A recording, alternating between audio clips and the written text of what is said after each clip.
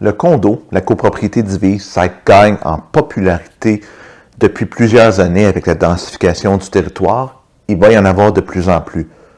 Mais qu'est-ce que ça veut dire habiter en condo? Si vous n'avez jamais habité en condo, il faut savoir dans quoi on s'embarque avant d'acheter une copropriété. Et c'est ce qu'on va faire aujourd'hui.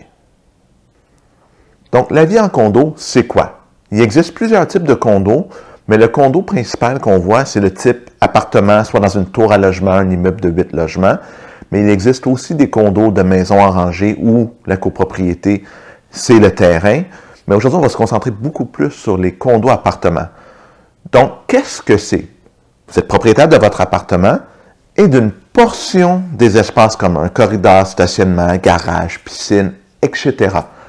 Donc, vous êtes propriétaire de votre unité, mais aussi de l'ensemble du bâtiment dans une fraction, un pourcentage qui est déterminé à la déclaration de copropriété.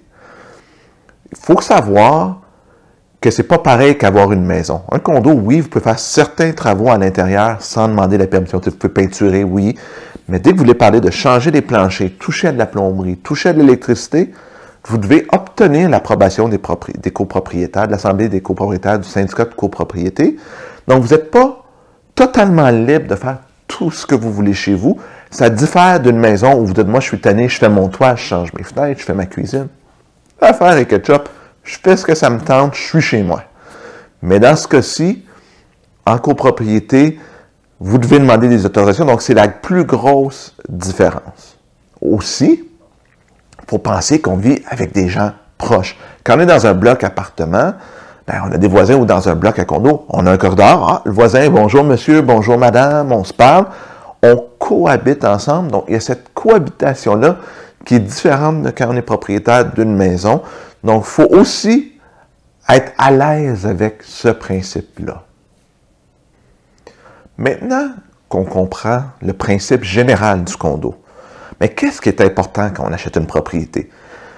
Il faut s'assurer du type d'immeuble qu'on achète. Est-ce qu'on achète un immeuble avec plein de services? Est-ce que j'ai besoin d'une piscine, d'un gym, d'un lounge, d'une salle communautaire, d'un garage, des racks à vélo, d'une balançoire sur le terrain, etc. Donc, il faut acheter quelque chose qui a les services qui correspondent à nos besoins. Une personne de 60 ans qui casse maison aura peut-être pas nécessairement les mêmes besoins qu'un jeune professionnel de 25 ans qui achète sa première propriété. Donc, il faut vraiment y aller selon nos besoins. Puis, il faut aussi penser à la revente. Des fois, les gens disent « Ah, moi, j'achète un condo au 4e étage, il y a juste des marches, c'est pas grave. » Attention, il y a des unités comme ça, ça va plaire à moins de gens, parce que si j'ai 70 ans, puis tu me dis, il faut que tu montes 4 étages pour aller chez vous, je vais faire comme, j'ai des problèmes de genoux, j'ai des problèmes de hanches, c'est moins avantageux, donc ça devient plus difficile à revendre. Donc, c'est vraiment important. Même principe pour un micro-condo de 450 pieds carrés. C'est peut-être donc quand on a 25 ans, puis on est bachelor, puis c'est notre premier achat, par exemple, mais quelqu'un qui a 70 ans, en général, il va chercher un peu plus de confort. Il y a un peu plus de confort dans sa vie. C'est rare que quelqu'un de 70 ans, son rêve, c'est d'avoir un micro-condo. Donc, il faut savoir, pour la revente, quel genre de propriété on va avoir. Est-ce que ça va être quelque chose qui va être facile à revendre? Donc, il faut bien choisir le type de copropriété qu'on achète en fonction de ses besoins et penser à la revente. C'est sûr que les gens achètent des condos, des fois, dans l'optique de juste se servir de la propriété pendant 1 an ou 2.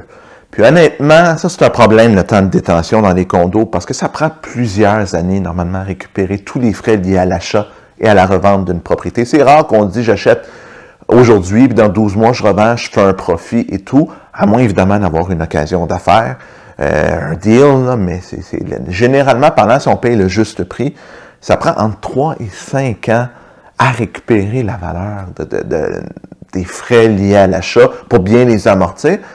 Donc, acheter un condo, il faut acheter le bon produit qui va nous durer au moins 5 ans, puis c'est une erreur que beaucoup de gens font. S'il vous plaît, faites pas cette erreur-là. Si vous achetez un condo, pensez pouvoir habiter là au moins 5 ans. Achetez-vous pas un condo de 400 pieds carrés. Si vous savez que vous allez avoir un enfant l'année prochaine, faites pas ça parce que vous allez probablement perdre de l'argent. Un autre aspect qui est négligé dans l'achat de condo par bien des gens, c'est regarder l'état général du bâtiment et les finances du syndicat.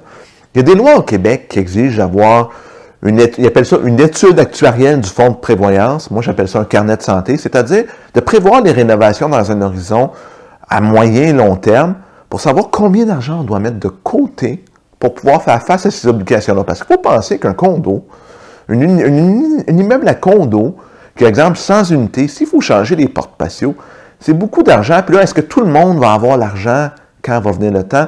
Non, donc il faut prévoir, exemple, que c'est une réparation à 1 000 $ dans 20 ans. On prévoit un montant d'argent à chaque année pour que quand va venir le temps de la réparation, on va avoir de l'argent au lieu de faire des cotisations spéciales. Donc, les nouveaux immeubles sont généralement beaucoup mieux dans cet aspect-là parce qu'ils commencent avec quelque chose de neuf. Et ils commencent à mettre de l'argent tout de suite de côté pour le toit dans 20 ans. Mais on voit aussi dans beaucoup de vieux immeubles construits dans les années 80-90 où c'était géré à coût de cotisation spéciale.